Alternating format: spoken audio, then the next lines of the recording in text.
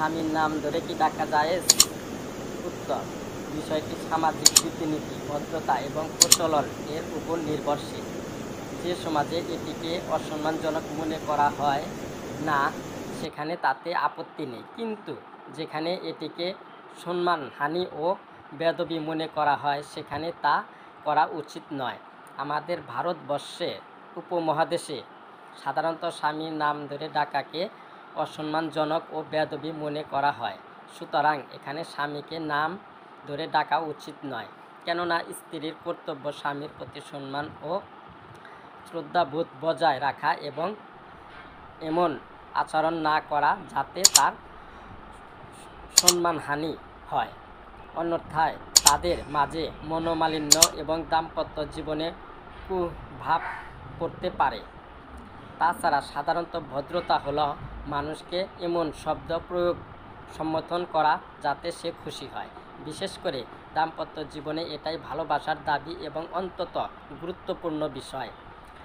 অবশ্য স্বামী যদি এতে মনে কষ্ট না পায় বা নিজের সম্মানহানি মনে না করে তাহলে নাম ধরে ডাকায় কোনো সমস্যা নেই ইনশাআল্লাহ। যেমন বুখারীতে বর্ণিত রয়েছে, যখন আল্লাহর রাসূল ইব্রাহিম আলাইহিসসালাম তার স্ত্রী হাজের এবং শিশু পুত্র ইসমাইলকে মক্কা জনমানবহীন প্রান্তে রেখে চলে যাচ্ছিলেন, তখন পেছন থেকে তার স্ত্রীর তাকে ডাকলেন এভাবে, হে ইব্রাহিম, তুমি আমাদেরকে এমন জনমানবহীন উপত্যকায় রেখে কোথায় যাচ্ছ? সহিহ বুখারী। এছাড়া বিভিন্ন দেশে স্বামীর নাম ধরে ডাকার প্রচলন রয়েছে। সুতরাং এ বিষয়ে সামাজিক বিষয়, রীতি, সম্মান ও ভদ্রতার প্রতি লক্ষ্য রাখা জরুরি। প্রশ্ন, কেউ যদি বিনা প্রয়োজনে স্বামীর নাম মুখে নিয়ে কারো সাথে গল্প করে তাহলে কি গুনাহ হবে? উত্তর, যদি কোথাও স্বামীর নাম উল্লেখ করার প্রয়োজন দেখা দেয় তাহলে উচ্চারণ করতে কোনো সমস্যা নেই। তবে বিনা প্রয়োজনে কারো সাথে গল্প করার সময় তার নাম নিলেও সম্মানের সাথে নেওয়া কর্তব্য।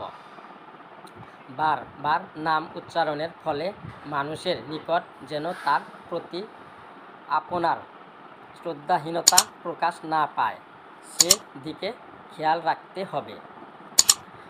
ভিডিওটি ভালো লাগলে চ্যানেলটি সাবস্ক্রাইব করুন প্লিজ। নতুন নতুন ভিডিও পেতে কমেন্ট করুন প্লিজ।